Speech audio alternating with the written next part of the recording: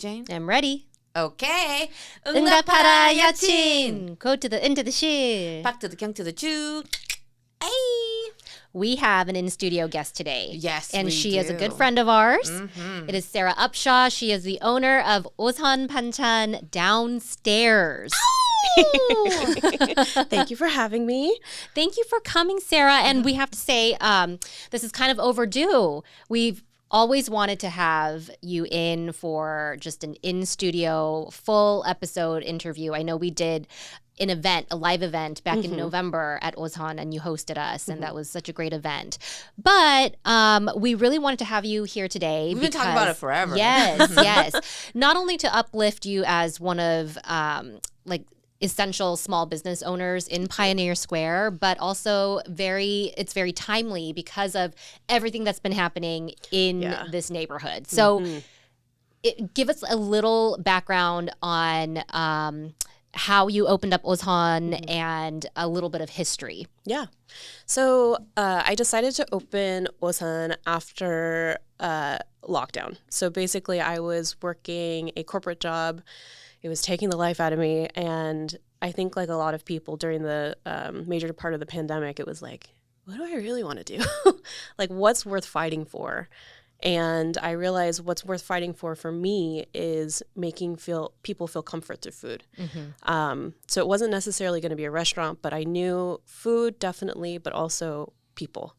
So then I had a friend that asked me to help her with a pop-up, and it was like every neuron and everything just was like, pop, pop, pop, pop, pop, pop, like this is what you're supposed to be doing. And I was like, I was like walking different. And I was just like, oh my God, this is it. So I try to like remember that wonderful day with all the stress that it's been. But then did pop-up after pop-up, was selling out. People were so excited. And then I went a step further where I'm very much into like being half Korean. Sometimes I don't feel this anymore because I'm just like, whatever. If you have your own issues. If you have your own issues with that, that's you. That's not me. But I would always feel like a little bit on the outside. So when it came to the food, I was like, I kept hearing people say like, I really wish I could have Korean food, but I can't because I'm gluten-free or vegan. And I'm not gluten-free or vegan. But I was like, if this is going to make you be able to enjoy it, I can tweak 2 ingredients. That's fine. And I could see that like other chefs, and no hate because I get it, because sometimes you just need to eat it how it is. But I was like, give me all those people. I will take you in. I don't even want you to feel like, oh, this is definitely gluten-free. I just want you to feel the food and the flavors I know that my 할머니 like taught me. And that's why it's named OHSUN, because it's named after my grandma. And we also specialize in panchan because she always made sure I had panchan. That is the quintessential Korean feeding, is like you have plenty of panchan, or you good with all the options, Totally. And I remember taking, I think back in January, a panchan class because OHSUN started doing classes and events, and I brought a couple of my friends there, and wow, like I never thought about panchan in that way that you described, as it completes the meal, or it is it kind of guides you through the meal. I always took it for granted because we always had panchan, and it wasn't until I moved away from home and had to put food on the table myself that I was like, oh, like I made one stew and I made rice, but I have no panchan, right? Or at most it's like store-bought kimchi. Right. And even still we eat Korean food, but we're very like poor on the panchan. Well, so we don't have it. Exactly. So I remember her raving about this class to me. Oh, nice. And how she was really just took the class and I was learned so she much. was so into it. And I That's loved great to hear. seeing and hearing so many people who OHSUN was their gateway into Korean cuisine. Yes. And a lot of them came to OHSUN because of their dietary restrictions, Yeah. or knowing that, I know it's going to be safe for me. That's one thing. I know it's going to be safe for me, or like I know that, I'm going to be able to enjoy the food here because, you know, a lot of it is vegan, gluten-free. And it was just, you know, all that aside, it was just plain delicious. Yeah. And that's my gauge for anything is like, is it scrumptious? Then I'm there. We always after, and the beautiful thing is that we record in a studio that's right next to OHSUN, and it almost felt like destiny because Sarah, I known you since Sarah was at my wedding. She basically was my wedding event decorator, everything. She was my go-to. We had our like first big girl jobs together. And we've known each other forever. I was at your wedding. We've been girlfriends. We've been Yeochins in our own right for a long time.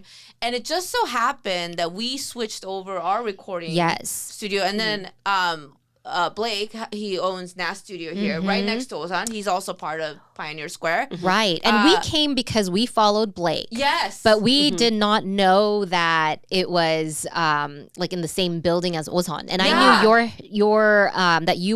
that you knew Sarah. And so I thought you knew, but you didn't know either. I said, oh my gosh, it's right next to OHSUN. It's destiny. We were like Googling. I'm like, where is this location? Wait. When I put in the address, OHSUN came out. I was like, oh my gosh, Sarah owns OHSUN.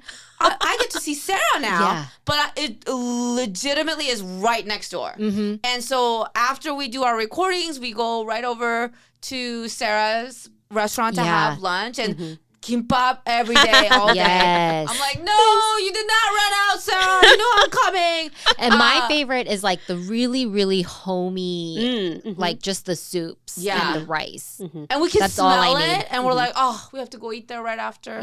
And it feels like home. You know, that's how we grew up. And it almost felt like divine intervention that we came here, and our Yeochin's right next door. You know, I believe in the universe lining things up, and it felt like we're home here now. Right next to our girlfriend's restaurant, Yeochin's. Yes.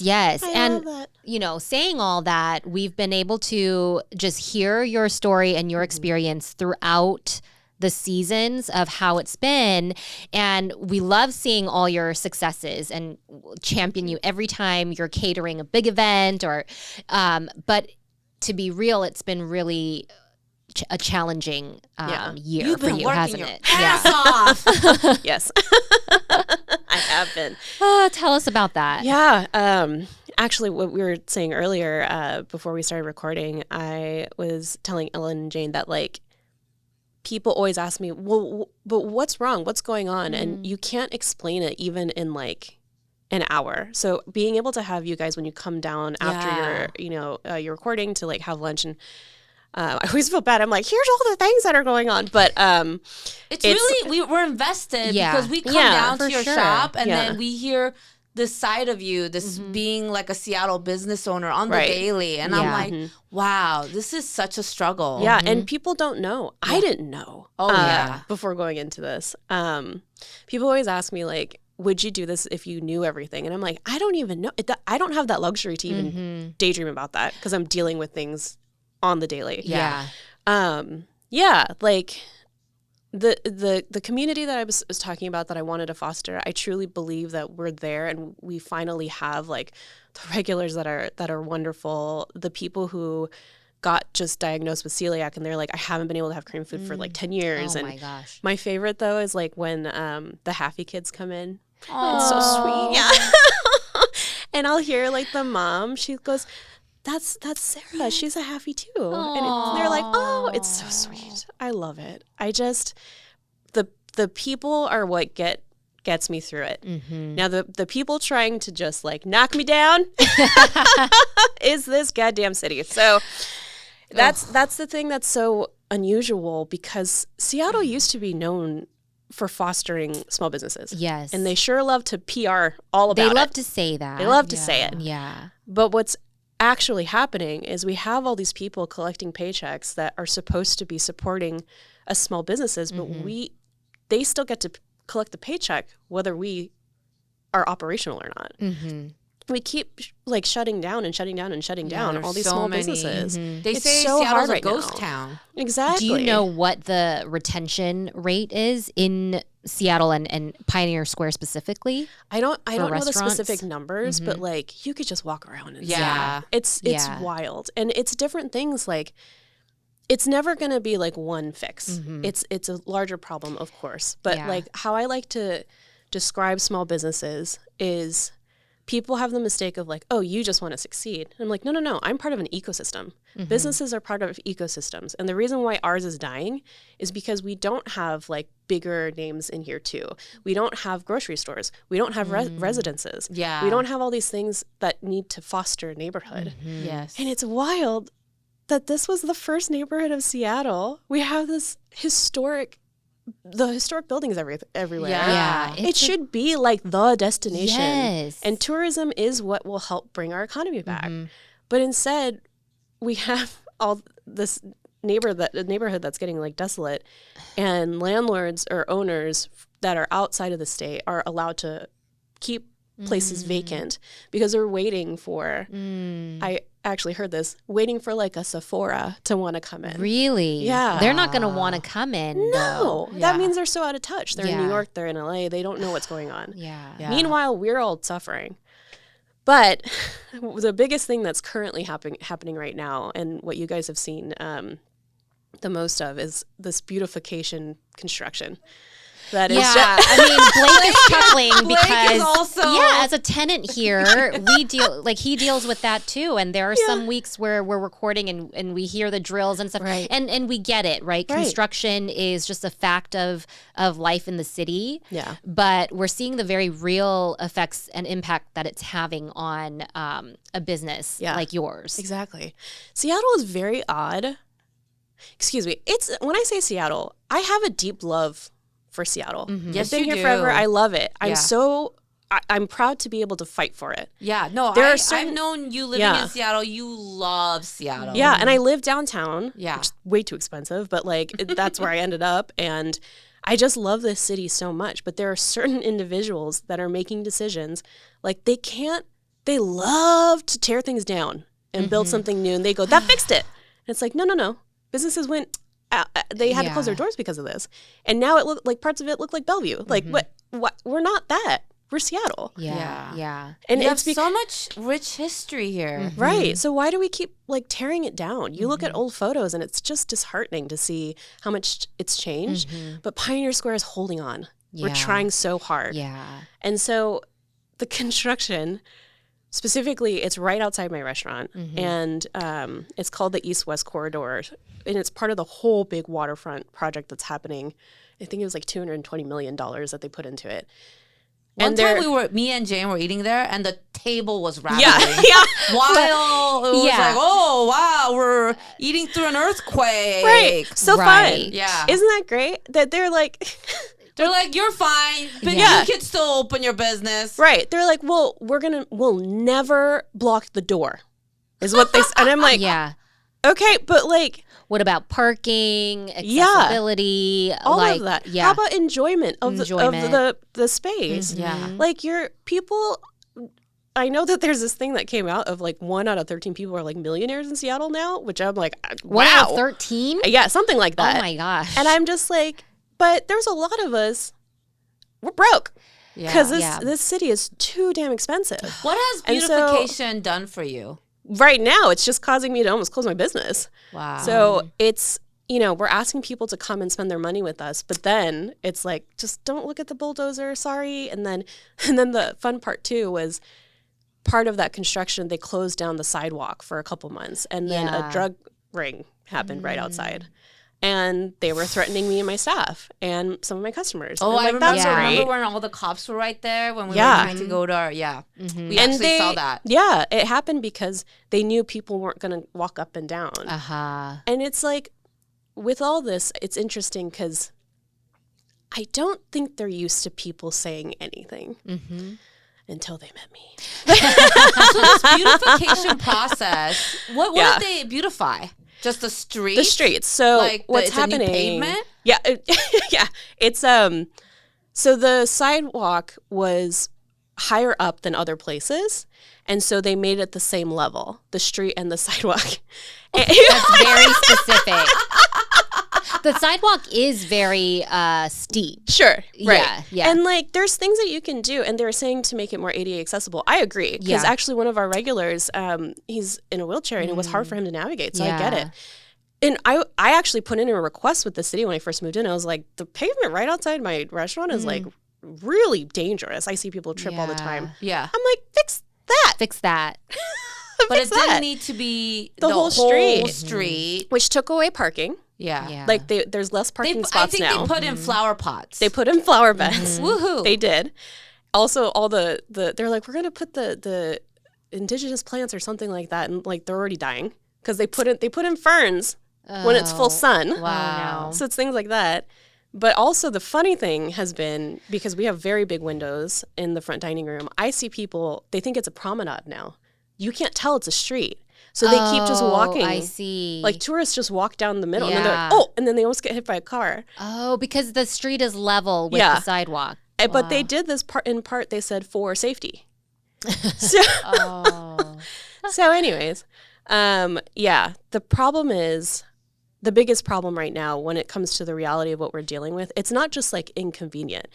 It's like now not understanding the timelines. Like it feels fishy with how we have been communicated with. And it's funny because we were talking earlier where I'm like, I don't know, maybe I misunderstood, but no, that's not up to me to like have to decipher this. Yeah. I don't understand because like utilize the business owners to help communicate your vision.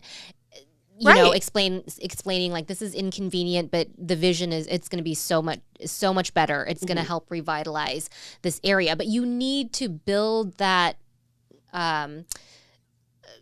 rapport and the trust by getting business owners like their buy-in. And it doesn't seem like, from what you've been telling us, that they've been doing that. It almost seems like they just went to their offices and go, here's what we can do, and never actually consulted with you guys on what you need, right? Well, they did 4 years ago, apparently, to like they even said, well, you weren't here 4 years ago. I'm like, well, yeah. I mean, why do you think that is? Exactly. Right? Why do you think there's no retention? Like, and it's how much different did this business owners 4 years later. Beautification project cost? So the whole thing I think is $220 million, but for these two streets, it was $12 million and it got raised to 20.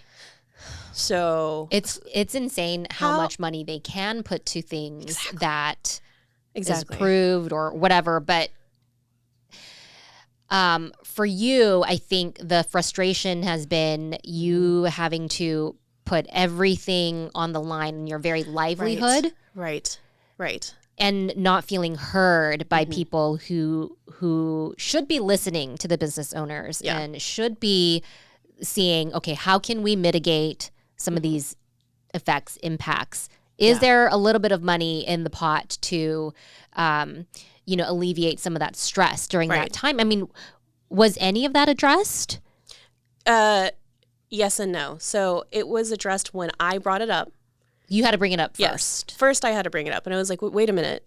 Why is there no mitigation money? And they go, we don't do that. I was like, that's not true. They literally are doing pounding pavement work that would make people not go there. Yeah. Before, I don't want to sit through my lunch with I don't even want to be near construction, period. Right. But also your which I love, has those big windows with all the view, and if they sit through that lunch, they're gonna watch construction work. Exactly. Yeah. Who wants to sit through watching construction work and hear it and feel it like we did? We still did, because you're our girl. Exactly. But you wouldn't want to like come back. Yeah, like if I had a choice to spend my money to have a nice lunch, I don't want to be sitting through an earthquake feeling. Exactly. It's not calming, and it wasn't. The whole time we were there, we're like, oh, the table, the soup might fall over.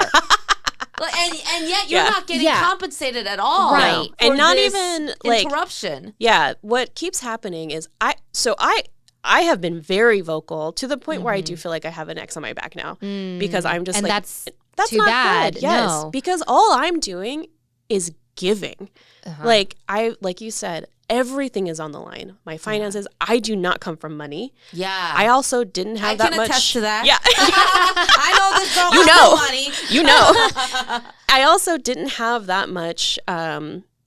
I have some more of it now, but like family support. Like I'm doing this on my own 100%. Yeah. And this also something that I didn't know was common. A lot of people have multiple owners or they have investors on stuff. This is just me. Yeah. That's crazy. So like when things go bad, I don't have a vault of money that I can just dip into. You're the bear. I'm the chef. I wish I found all that money though in the tomato cans, but oh, that's true. Yeah. Right. The Bear Show reference. Yeah. But the thing about it is, so because of my corporate background, I think I have no problem bringing these things up. Also because what do I have to lose? I'm going to lose everything anyways. Might as well go out try. Fighting. Yeah. Yeah. So I've had so many private meetings to the point where I'm like, there was one where I was sobbing because I was like, on top of, if everything was perfect, it's still hard running a restaurant. Yes. And then me straining myself, not paying myself. And people ask me like, how do you do that? You must have other money then. I'm like, no, I get eviction notices on my apartment and I have to navigate the little bit of like money. Okay, like how, where can I move this and all that stuff? I'm going to be late with this vendor. Hope they don't send me to collections, like that kind of stuff. So then I'm talking to these people and asking them like, and politely in the beginning, isn't this your job? Like, aren't you supposed to help? Like, how can you help? And the help that I have received has been just so interesting because it's all marketing related, PR related. They're like, the spin. Yeah, they're like, we're going to add you to this thing or we're going to like give you this little amount. Aren't you so happy? I'm like, of course I am thankful. I am always thankful for any little bit that we get. Yeah. But to this $200 thing is not business. And something that I'm not shy about. I'm really transparent with my crew because first of all, I think that's another thing that happens. I got a lot of bad advice from owners who are very distant from their crew. And what they decided to do was they're like, you just really need to be like separated and not tell them anything. And have a clear boundary. Never show them that you're stressed. And I'm like, no, I'm not doing that. You're like, it's not possible. No. But then also, I don't want them to be like, are we going to close in a week? So I'm transparent with them for them to know that I'm fighting. And so what I'm transparent about also is the cost. People don't know how much it costs. It's wild. Yeah. And it's all this money that comes in and it goes right back out. And it's not even enough that's coming in.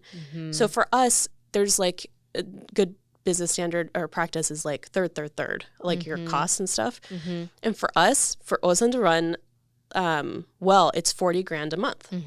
And that is only if like for normal services and orders that we take in, let's say we have something bigger, we're going to have more expenses, So when in January, I was telling people half of our sales was lost, that's $20,000 that I had to figure out and navigate.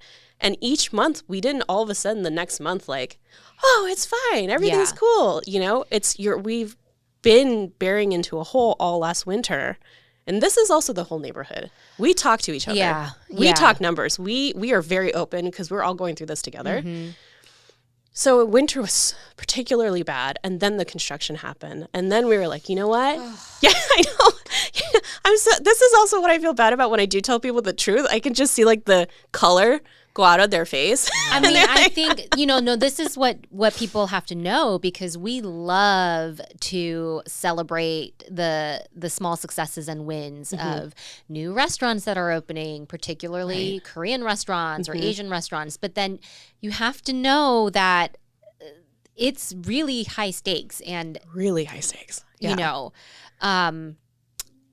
That's what I learned in getting to know you and speaking with you. And we're always like, what we see in the neighborhood, we're like, that has a direct impact on Sara and OHSUN and the viability of this restaurant having any kind of longevity. Yeah. And I would say that's maybe one benefit that has come of it is you are creating that village and support network around you. So can you talk about a little bit about like how you have helped mobilize the business owners around you, because you're realizing your voice alone is not cutting it? Definitely. I can't even I can't take credit for it for mobilizing. I think it's like all of us being so equally upset and knowing something was shady. What I think I have is like I have my good corporate writing skills. And so we have owners in this neighborhood who have been here for decades, like for like 3 decades, and they're very good like restaurant business owners, bar business owners. Like they know how to do that. But then with this crap that we're dealing with, I'm like, oh, I know passive aggressive corporate. I got it. Don't worry. And so we'll come together. They'll tell me, we'll say together, like figure out what we want, and then we'll like write it together, or like reaching out. Social media, for instance, it's still wild to me that some people, well, it's not wild to me. I get it, because social media can be a trash fire, but like it has helped us. And so I try to save my big rage moments to space them out, because no one wants to hear also that like you're just doing bad all the time, because then it's like, ooh, like I don't want to mess with that. But it's your life. I know. Every time we see you, it's like, how's this month going? I'm like, I don't know. Every month Sara is struggling. It's so real. Yeah. I don't know if we're gonna. But it really proves that you need that ecosystem. Is like, we know that the food at OHSUN is phenomenal. We love seeing the same, faces there. We know the people who work there. But that alone is not enough to sustain this business. No. And that part is so frustrating to me, is why these businesses need a boost, especially when you have a months-long, almost year-long construction project going on. Yeah, if you're going to block a business. Yeah, and that's temporary, right? Yeah. Like we all understand the necessity of like revitalizing an area and constructing, but then you have to have built in a plan to help those businesses through it. I mean, you guys are not Sephora's and corporate businesses with investors and backing and all of that. And especially if you're going to pride yourself on being a city that supports and loves small business. Yeah. I mean, it's really frustrating. And I do want to, I'm trying, like now that talking about mobilizing and organizing, getting us all together, I'm trying to be better about like being very specific when it comes to like, so if I say I haven't received that much help, someone could go, but I know that you got the storefront repair grant, which I did, because a bullet went through 2 of my windows. So they paid for that. That was $1,800. And I'm so thankful, right? And then also our awnings, when I first moved in, which that was such a crazy, I thought that was going to be my biggest stressor because they wouldn't approve our branding. And it was just a whole thing. But I do appreciate the preservation board. I know why they're doing this. They're protecting our neighborhood. I got 10 grand for those awnings because they costed, it was like 12,000 or something. But again, if it costs $40,000 to run in a month, that was a drop in the bucket. So there's also creative things that they could be doing, like working with our landlords. You don't want to give me money? Give my landlords money so I don't have to pay rent for half the year or something like that. Help with taxes. Do that. Help in some way. Be creative. Especially if you're going to put a whole, construction street to make your business hell for how many months? Right. Well, so that's the reason why I'm being even more vocal now, is learning the extension of the project. And we can't call it an extension, but like the whole scope of it. You thought you were seeing the light at the end of the tunnel. Yes. Turns out, no. So especially in a business booming months with the nicer weather, you were really looking forward to it. You have the foot traffic. Not everybody has to come and park, right? People are just out and about. Exactly. So what happened was, after I got more information about what was happening, which it's 4 months was supposed to be right outside the, that street on the south side of the restaurant. That did go longer. And then now they're going to start construction right outside my door. Mm-hmm. And they said it's going to last 2 weeks. And what is that for? That is for continuing the design and also fixing that pavement. Like, if you go to the other side. Finally doing that small fix that you needed. Yeah, only one thing that you needed. Yeah. And then learning that First and Main is going to close for I think it was a total of 2 weekends, so 8 days. That's right. That's your intersection. That's the intersection. Yeah. And things like that. So then, because Pioneer Square, the thing that's so special about it is its people. Mm-hmm. We were talking. All the business owners were like, wait a minute. And then what did you hear? And all that stuff. And we're like, oh, shit. This is the death rattle that happens before businesses shut down. When businesses close and you see on Instagram posts like, oh, my God, what happened? I thought they were doing well. Here's what could and has a high percentage of probably happening. We all made nothing and went negative and had to get more debt in the beginning of this year because of construction. We thought, okay, summer is coming. We can try to recoup to get back to zero, not to make money, just to not be in so much debt. Yeah. With summer. And we're all like, okay, we got to bust our ass doing this kind of event and all this stuff, all whatever. But now that construction is going to keep happening all summer, we are probably closing in the winter. And I'm not just saying me. I'm saying multiple businesses could be closing this winter. Yeah. I mean, you need to shore up the business and the funds and the revenue during the summer months so that you can survive. Out the winter. Yeah, ride out the winter. But this is you're not going in with any kind of advantage. No. The way it is. And also, because I heard some people like to blame the restaurant itself. And I understand what they're saying. They're like, for instance, our food is not everyone's cup of tea, but I'm not making it for everybody. Right. No. I'm making it for a specific, you want Korean home cooking and it's safe for people with some dietary restrictions. Yeah. But they're used to seeing pizza spots and fried chicken and all that stuff. So we're already different. We're a healthier option.